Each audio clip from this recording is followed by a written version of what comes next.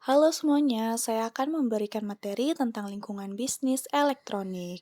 Nah, untuk pembahasannya ini ada definisi lingkungan dan bisnis elektronik, juga ada hubungan kerusakan lingkungan dengan sebelum dan sesudah bisnis digital, hak dan kewajiban manusia, dan juga ada hak dan kewajiban bisnis digital.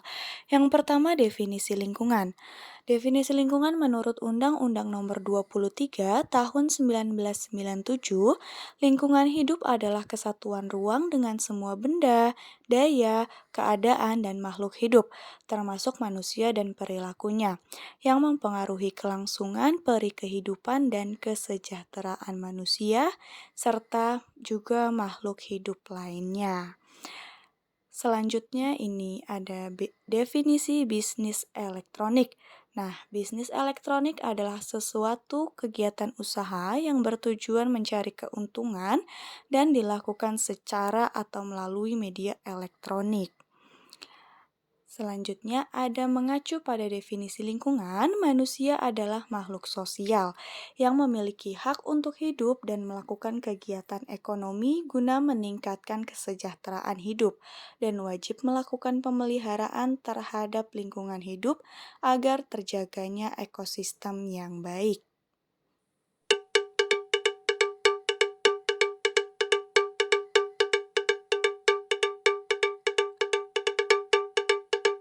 Ya, dari improvisasi dalam hak ekonomi manusia, yaitu melakukan kegiatan usaha melalui bisnis digital. Nah, ini seperti faktor sosial berubah, yaitu sejalan dengan bisnis digital yang berkembang, maka segala kegiatan bisnis yang pada era sebelum perangkat digital berkembang akan semakin terpaksa berganti, mengikuti kecenderungan bersosialisasi secara non-fisik. Lalu juga kegiatan manusia berekonomi tidak berhenti, namun berpindah tempat dari transaksi yang harus tatap muka menjadi ekosistem digital. Contohnya seperti kuliah online ya. Tadinya tatap muka, maka kini menjadi belajar online, menjadi di ekosistem digitalnya.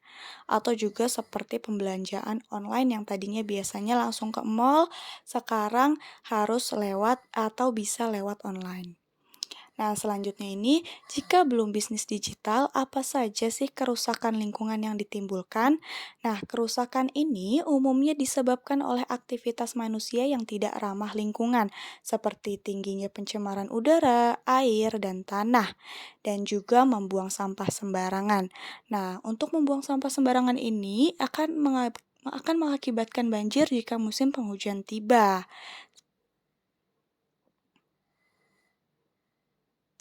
Jika sudah bisnis digital, apa juga nih yang bisa dijaga dari potensi kerusakan lingkungan?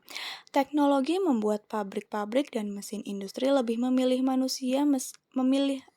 mesin ketimbang manusia. Apalagi mesin canggih memiliki kemampuan berproduksi lebih berlipat. Konsekuensinya, pengurangan tenaga manusia tidak terelakkan. Selain itu, reproduksi pun mempunyai kekuatan luar biasa. Nah, ini hasilnya adalah mengurangi penebangan hutan karena dengan bisnis digital dapat dilakukan di rumah atau di mana saja.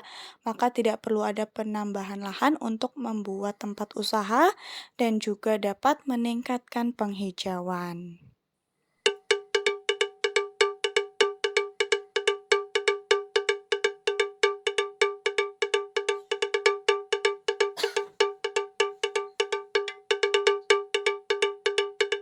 Ya, selanjutnya manusia memiliki hak dan kewajiban hukum.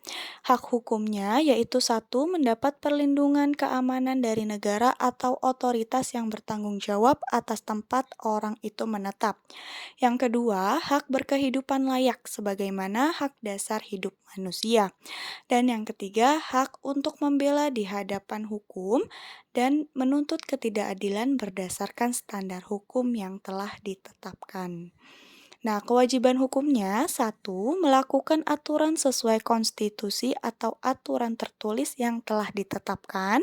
Yang kedua, menjauhkan diri atau tidak melakukan larangan yang telah ditetapkan.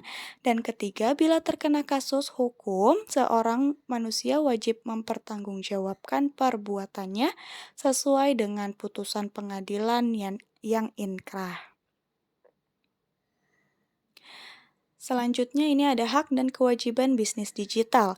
Hak bisnis digitalnya yaitu meraih keuntungan yang masing-masing perusahaan punya target tersendiri dan tidak diatur oleh pemerintah kecuali usaha perdagangan yang mana barang merupakan komoditas yang dikendalikan harganya oleh pemerintah. Dan yang kedua, melakukan promosi bisnis di dunia nyata ataupun virtual. Dan yang terakhir, ini ada kewajiban bisnis digital, yaitu melakukan pendaftaran izin usaha terdaftar ke pemerintah. Yang kedua, melakukan pembayaran pajak sesuai dengan ketentuan yang berlaku, melakukan pembukuan dalam usahanya sebagai bukti kejujuran dari transaksi dan pembayaran pajak yang disetorkan. Lalu yang terakhir, jika barang perdagangan diatur pemerintah, wajib mengikuti harga eceran tertinggi yang telah ditetapkan oleh pemerintah. Sekian dari saya, semoga bermanfaat. Terima kasih.